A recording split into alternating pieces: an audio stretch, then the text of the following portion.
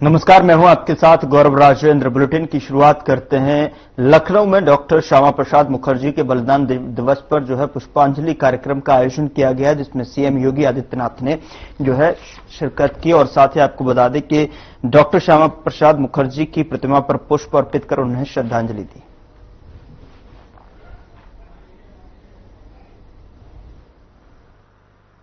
आज भारत माता के महान सपूत भारतीय जनसंघ के संस्थापक अध्यक्ष डॉक्टर श्यामा प्रसाद मुखर्जी जी की पावन पुण्यतिथि है।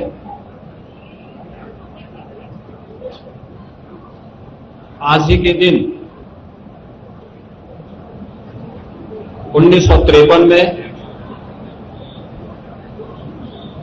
डॉक्टर श्यामा प्रसाद मुखर्जी जी ने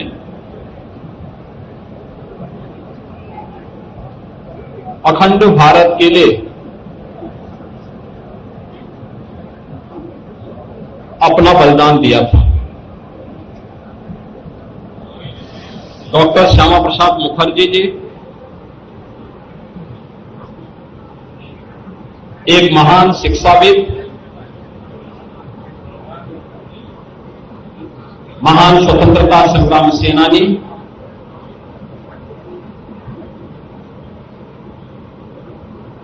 और एक भारत श्रेष्ठ भारत के स्वप्न दृष्टा थे। स्वतंत्र भारत में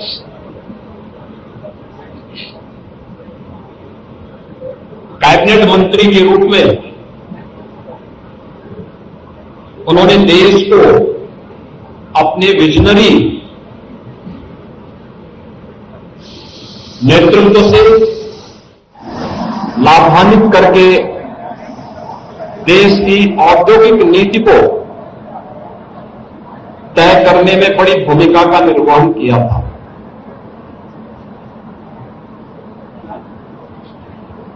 देश के अंदर खाद्य आवश्यकता की पूर्ति की जा सके, खाद्य मंत्री के रूप में भी स्वतंत्र भारत के पहले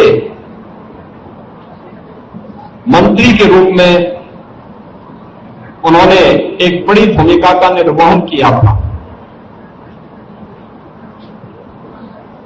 उन्होंने एक केंद्रीय कैबिनेट से पंडित नेहरू के नेतृत्व की सरकार के द्वारा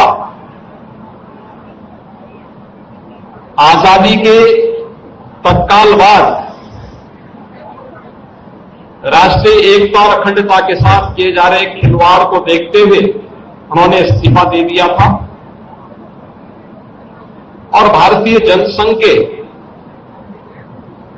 पहले अध्यक्ष के रूप में उन्होंने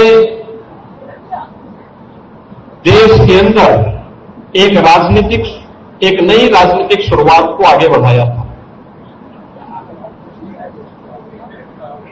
जब आजादी के तत्काल बाद संविधान लागू 1950 में हुआ, 1952 में प्रथम आम चुनाव के बाद देश के संविधान में धारा 370 को डाल करके राष्ट्रीय एकता को चुनौती देने का काम तत्कालीन सरकार ने किया था। कश्मीर में परमिट सिस्टम लागू किया गया और देश की सुरक्षा के साथ राष्ट्रीय एकता और अखंडता को स्वयं सरकार में बैठे हुए लोग ही चुनौती देने लग गए थे। तब एक देश में एक प्रधान, एक विधान और एक निशान का उद्घोष करते हुए डॉक्टर श्यामा प्रसाद मुखर्जी जी ने कश्मीर में प्रवेश किया था। उनको गिरफ्तार कर दिया गया। हिरासत में ही 23 जून 1953 को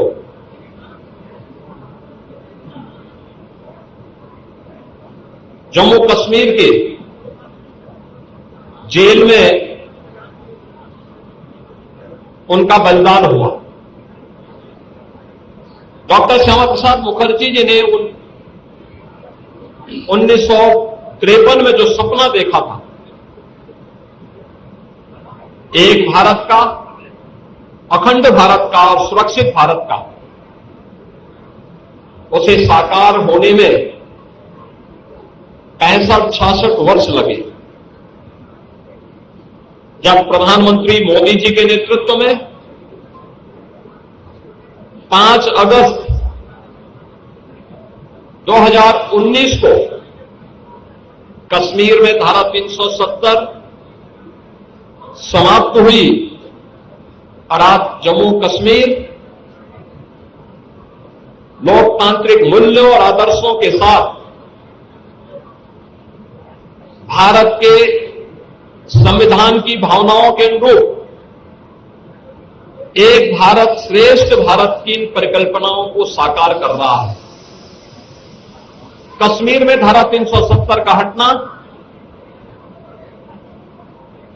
डॉक्टर श्यामा प्रसाद मुखर्जी जी के प्रति प्रधानमंत्री मोदी जी की और भारतीय जनता पार्टी नेतृत्व की सरकार की एक कृतज्ञता है। भारत माता के ऐसे महान सपूत को, जिन्होंने एक प्रखर शिक्षाविद के रूप में, महान स्वतंत्रता संग्राम सेनानी के रूप में, एक विजनरी राजनीतिक नेतृत्व के रूप में देश को अपने मूल्य सेवाओं से लाभान्वित किया था, उनकी इस पावन पुण्यतिथि के अवसर पर मैं उत्तर प्रदेश सरकार की ओर से, उत्तर प्रदेश की जनता जनार्दन की ओर से उनकी स्मृतियों को नमन करते हुए विनम्र श्रद्धांजलि अर्पित करता हूं। उधर मुख्यमंत्री योगी आदित्यनाथ के गोरखपुर दौरे के तीसरे दिन गोरखनाथ मंदिर में पूजा अर्चना की और इस दौरान सीएम योगी ने बच्चों से मुलाकात कर चॉकलेट दी। वहीं सीएम योगी ने जनता दर्शन के दौरान लोगों की समस्याओं को भी सुना और अधिकारियों को समाधान के निर्देश भी दिए।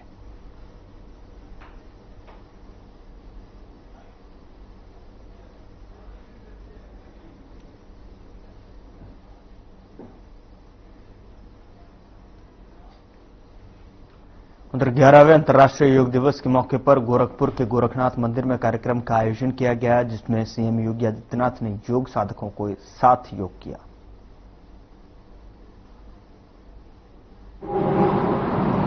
भारत की ऋषि परंपरा का एक ऐसा हम सब के लिए मंत्र है, जो स्वस्थ काया के साथ साथ हमको एक स्वस्थ मस्तिष्क भी उपलब्ध करवाता है।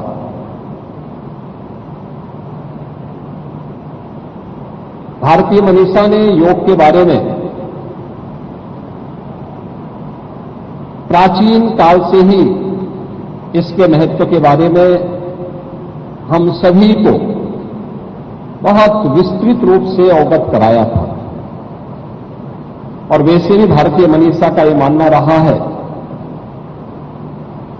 कि शरीर माध्यम खलु धर्म साधनम, यानी जितने भी धर्म के साधन हैं, धर्म, अर्थ, काम और मोक्ष, इन सब की प्राप्ति एक स्वस्थ शरीर से ही की जा सकती है। धर्म का कोई भी कार्य हो, वह आध्यात्मिक उन्नयन का हो या फिर अपने सर्वांगीण विकास से जुड़े हुए किसी कार्यक्रम को आगे बढ़ाने का, सांसारिक उत्कर्ष का कार्य हो या आध्यात्मिक उन्नयन का कार्य, इस स्वस्थ शरीर के बगैर नहीं हो सकता। इसी प्रकार से अर्थ का उपार्जन, अगर आप एक स्वस्थ शरीर के माध्यम से इस अर्थ के उपार्जन के साथ जुड़ते हैं, तो वह आपके लोक कल्याण का माध्यम बनता है, आपको अनेक प्रकार से आगे बढ़ाने के लिए भी प्रेरित करता है, आपके लिए उपयोगी भी होता है। इसी प्रकार से कामनाओं की पूर्ति भी आपकी तभी होती है जब आप स्वस्थ शरीर में हैं, एक स्वस्थ शरीर आपके पास है। और मोक्ष के मार्ग के लिए यानी व्यक्ति को एक स्वस्थ शरीर से ही आध्यात्मिक उन्नयन के उच्च सोपानों को प्राप्त कर सकता है, जिसके माध्यम से हमारी ऋषि परंपरा ने हम सबके सामने एक विस्तृत भंडार प्रस्तुत किया है। इस शरीर माध्यम खलु धर्म साधनम का जो भाव है, इसकी पूर्ति अगर हमें कहीं से प्राप्त होती है तो वह योग के माध्यम से हमें प्राप्त होती है। योग भारत की ऋषि परंपरा का वह प्रसाद जिसे लोक कल्याण का माध्यम बना करके आत्म कल्याण के माध्यम से लोक कल्याण का माध्यम बना करके विश्व कल्याण का मार्ग जिसके माध्यम से भारत ने प्रशस्त किया था। और यह एक लंबी परंपरा, इसके अलग अलग आयाम हम सबको देखने को मिलते हैं।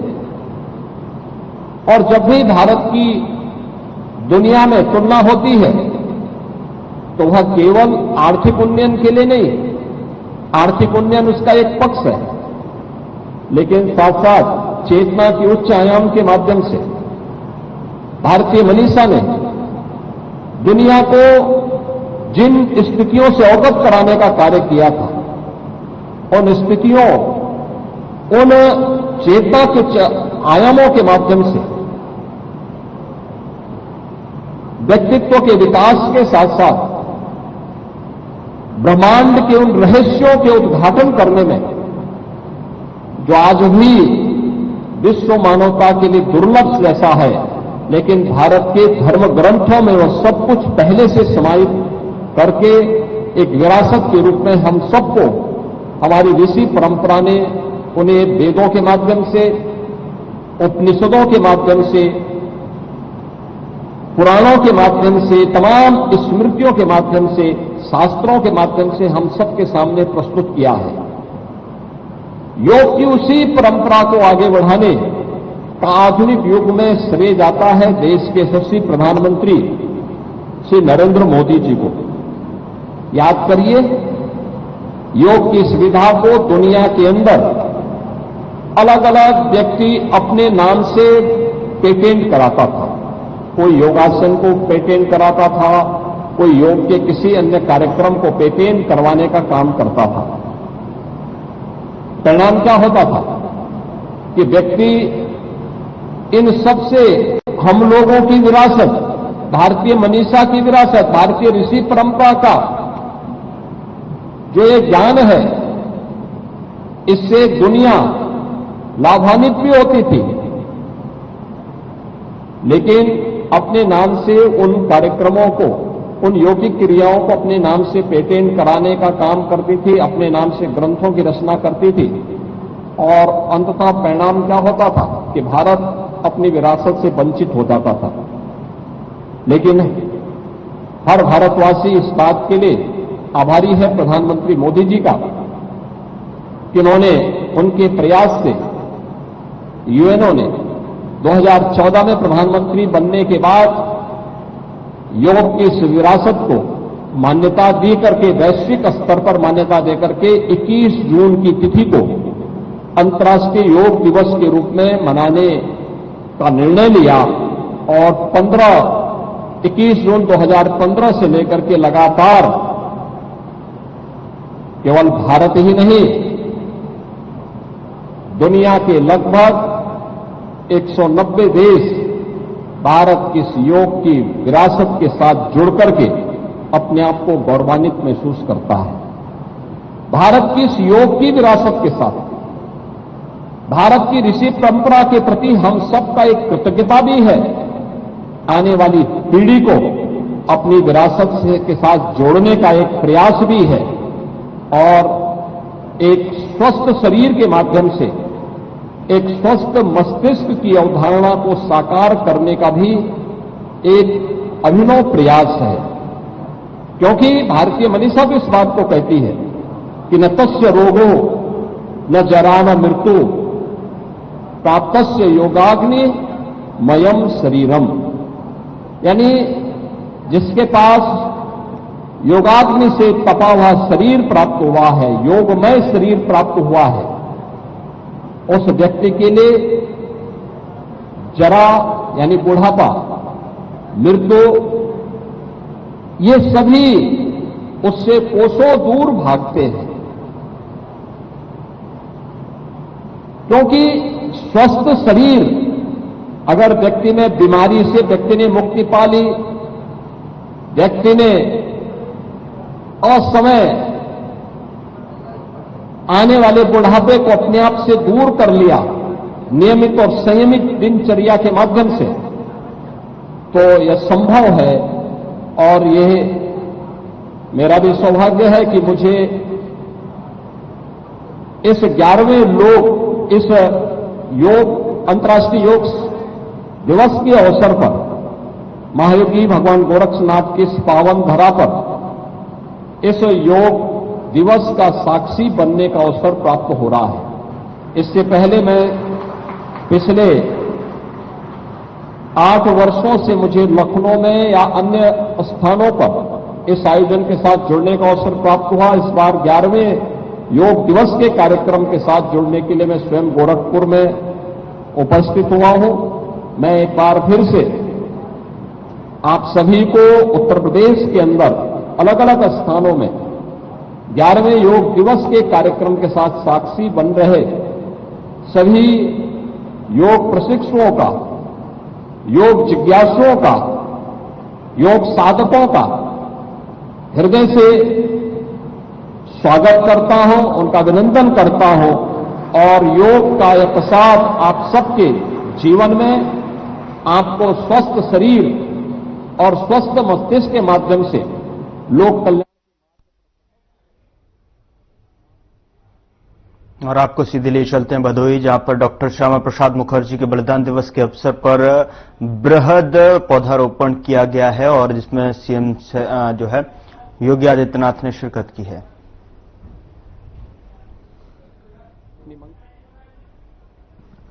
प्रदेशव्यापी बृहद पौधारोपण का आयोजन किया गया। ये भदोही से तस्वीरें हैं जहां पर डॉक्टर श्यामा प्रसाद मुखर्जी के बलिदान दिवस के अवसर पर जो है ये आयोजन किया गया है और जिसमें सीएम योगी आदित्यनाथ ने शिरकत की है, जिसकी तस्वीरें आपके स्क्रीन पर हैं, जहां पर देख सकते हैं आप जो है सीएम योगी आदित्यनाथ आपको नजर आ रहे हैं और ये प्रदेशव्यापी बृहद पौधारोपण का आयोजन जहां पर डॉक्टर श्यामा प्रसाद मुखर्जी के बलिदान दिवस के अवसर पर ये कार्यक्रम का आयोजन किया गया है।